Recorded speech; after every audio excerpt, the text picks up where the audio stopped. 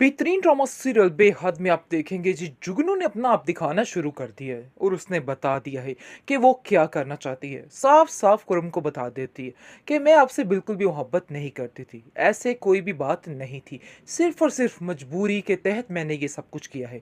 यानी कि हर एक को वो लड़की जलील करवाना चाह रही है। खुरम के सामने अपनी भाभी को जलील करवाती है और कहती है कि ये सब कुछ उन्होंने ही किया और सिर्फ उनकी मर्जी से हुआ। और वो जानती थी कि मैं आपको पसंद नहीं करती, लेकिन फिर भी उन्होंने ये रिश्ता कर दिया।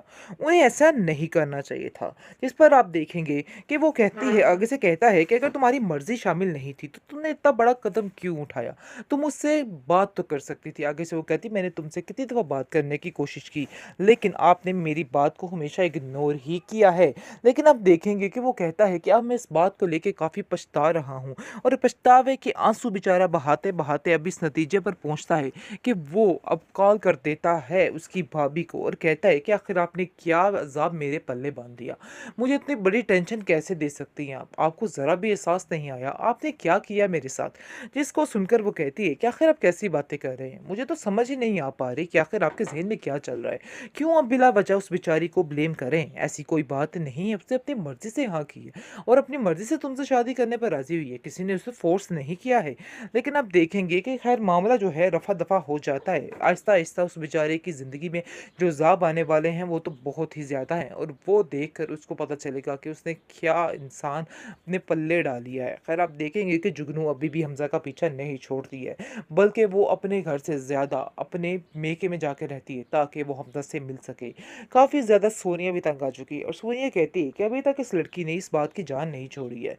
पता नहीं कब इस लड़की से हमारी जान छूटेगी और हमें भी सुकून का सांस आएगा। मैं तो समझ रही थी कि शादी के बाद शायद मुझे सुकून आ जाए और सारा कुछ ठीक हो जाए, लेकिन मुझे ऐसा कुछ भी होता हुआ नज़र नहीं आ रहा है। ऐसा लग रहा है कि ये मुसीबतें दिन ब दिन बढ़ती ही जाएगी। वैसे हमज़ा तुम्हें उसको समझाना चाहिए और उसको बताना चाहिए कि उसे ये कदम नहीं उठाना चाहिए। उसे अभी भी अपने घर पर ध्यान देना चाहिए। वो खुरम को छोड़कर आए दिन यहाँ पे आ जाती है और फिर आकर हमारा दिमाग खाती रहती है। उसको ऐसा नहीं करना चाहिए। जिसको सुनकर हमज़ा कहता है, हाँ तुम्हारी बात तो ठीक है, लेकिन आखिर उसे मैं कैसे मना कर सकता हूँ?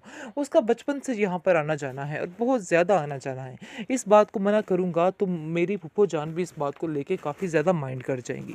आगे से वो कहती है कि तुम्हें लोगों की परवाह है, मेरी कोई परवाह नहीं है। अगर तुम्हें मेरी परवाह होती तो तुम उसको साफ-साफ कह देते और साफ-साफ हर बात से मना कर देते, लेकिन तुम हो के तुम उसको किसी बात पर मना कर ही नहीं पाते हो।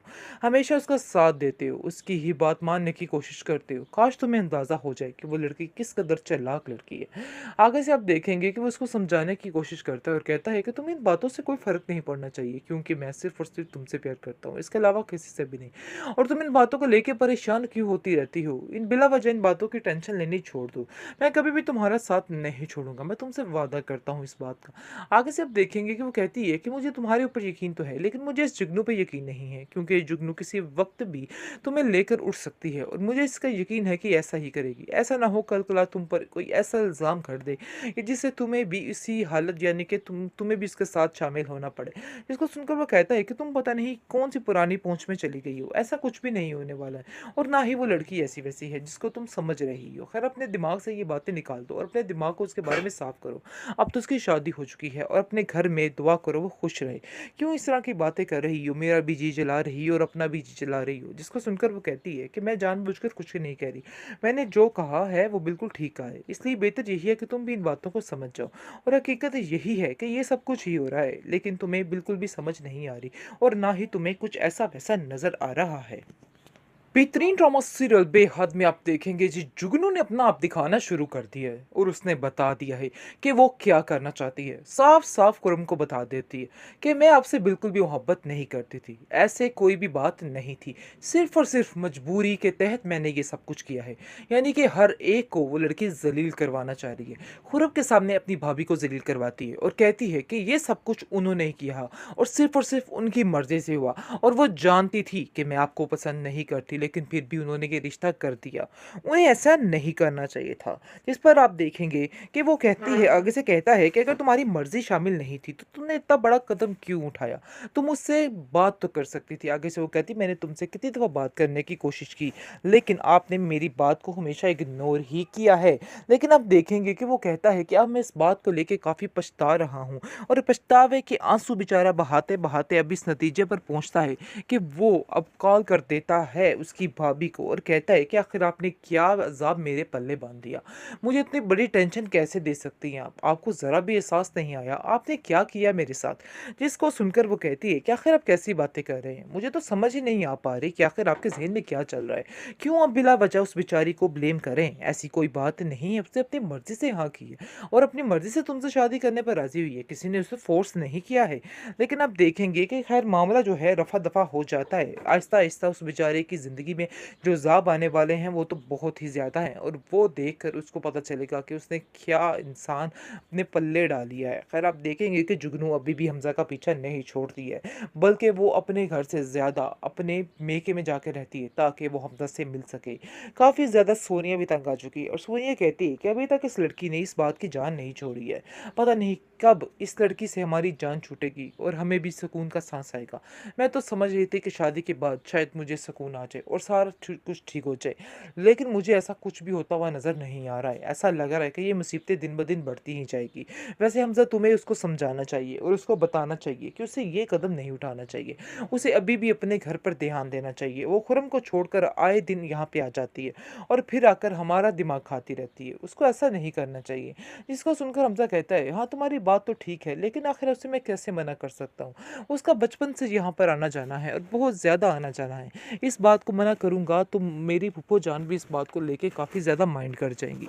आगे से वो कहती है कि तुम्हें लोगों की परवाह है, मेरी कोई परवाह नहीं है। अगर तुम्हें मेरी परवाह होती तो तुम उसको साफ-साफ कह देते और साफ-साफ हर बात से मना कर देते, लेकिन तुम हो के तुम उसको किसी बात पर मना कर ही नहीं पाते हो।